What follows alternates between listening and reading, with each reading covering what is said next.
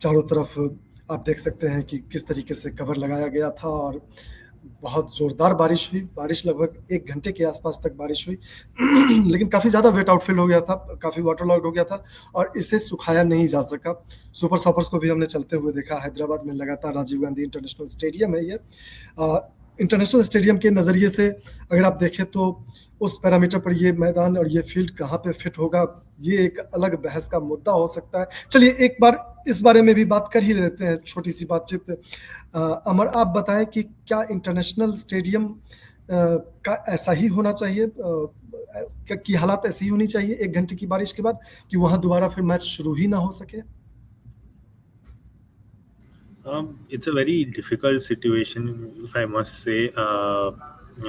I think from all the stadiums that are there in India, Bangalore has the best drainage systems that we have seen so far.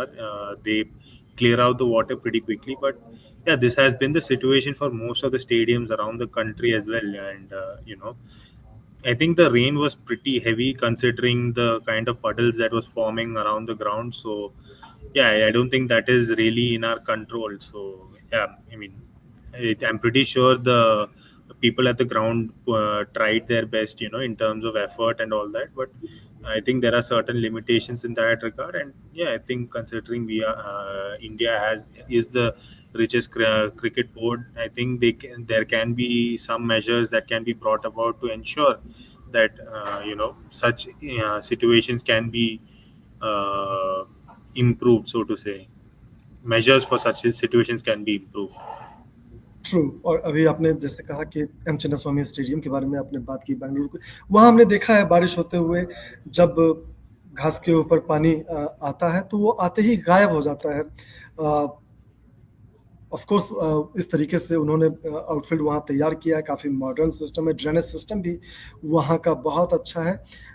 Hyderabad stadium की बात कर रहे हैं, Rajiv Gandhi international stadium, ये stadium भी बहुत ज़्यादा पुराना तो अमर नहीं है। और ज़्यादा मॉडर्न फैसिलिटीज़ यहाँ होती तो हैदराबाद की, सनराइजर्स हैदराबाद की मदद हो सकती थी यहाँ पे थोड़ी सी। लेकिन स्टेडियम को चलाने वाले और वहाँ के क्यूरेटर बेटर बता सकते हैं कि क्या सच्चाई है स्टेडियम की। हालांकि हैदराबाद बहुत हैवी डाउनपॉर के लिए ये शहर जाना नहीं जाता है। आज 1 घंटे में ही काफ़ी बारिश हो गई। बारिश हमारे कंट्रोल में नहीं है, लेकिन बारिश के बाद स्टेडियम को और फील्ड को कैसे मैनेज किया जाए, ये पूरी तरह से हमारे कंट्रोल में है। लेकिन लगता है कि ठीक से मैनेज चीज़ें हुई नहीं अब तक, वरना ये हालात तो नहीं होते। एसआरएच के लिए कुछ मौके बने रह सकते थे, मैथमेटिकली ही सही।